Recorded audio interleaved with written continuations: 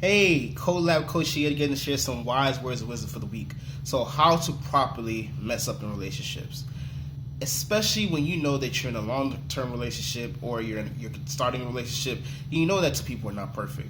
That honeymoon phase is gone, or that honeymoon phase is slowly going away, and you haven't got to the point where you're ready to revitalize that. You see faults to your partner. You see faults to yourself.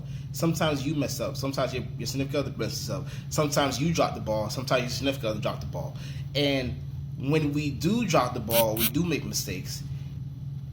Admitting that mistake is one of the hardest parts, especially for me. I do admit it feels like it hurts your soul a little bit and it hurts your pride a little bit to say, "You're right, you're wrong," even though you were defending yourself to the day that you die, and you were pushing yourself to make sure your significant other understands how you feel and how you feel like you win this argument, and you feel like your point should be across, and your significant other should just listen to what you say instead of going back at you. That's not how life works, and that's not how relationships work, especially if you want a relationship to grow. So, how to properly mess up in relationships?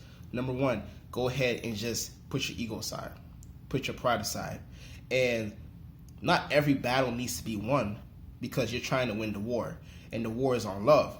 Simple fact is that you don't need to have that feeling inside every time when you win, even though you might be right in the argument. As long as you address how you feel, as long as you express how you feel, and your significant other reciprocates and understands that, that's all that matters.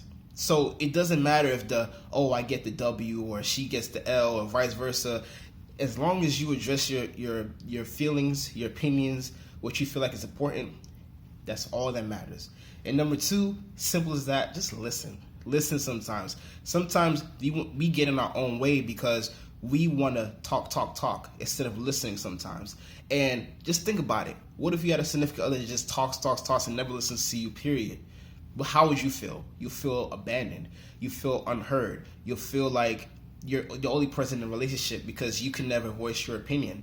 And that's going to hurt. So put yourself in your significant other's shoes. Are you constantly berating them with how you feel? Are you constantly forcing them to understand how you feel? Are you constantly pushing your feelings towards your significant other? There has to be a balance. And as I said, it doesn't have to be 50-50, but it might be 80-20 sometimes. One time you might be 80%, another time your significant other might be 80%. But you have to respect and understand that you might be that 20%. So putting that pride and ego aside is going to help you mess up properly in relationships.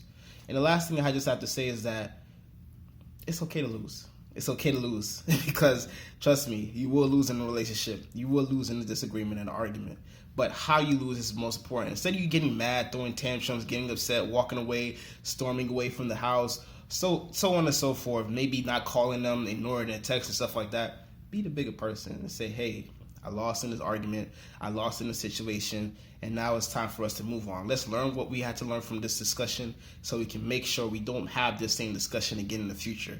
You don't have this same argument again in the future.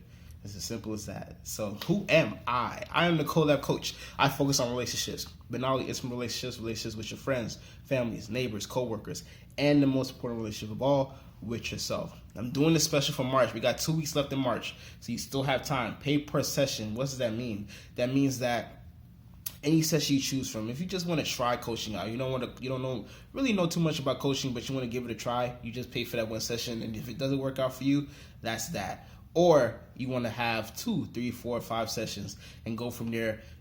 You could do that as well. Also, I do have coaching packages, but the most important thing is just message me. Message me and share this with anyone you feel like that needs coaching, that needs someone to talk to, that's ready to step into relationships again, or was hurt by relationships, or don't know where to start. Simple as that. Or if you want to work on yourself. So, share this. Follow me on Facebook, Collab Coaching, Instagram, Collab Coaching, YouTube. I got all my videos on YouTube. So you can go back and watch all the videos and discussions that I had before on Collab Coaching on YouTube. Just search it. COLAB Coaching. All one word. Simple as that. Until next time, have a wonderful day. Thank you.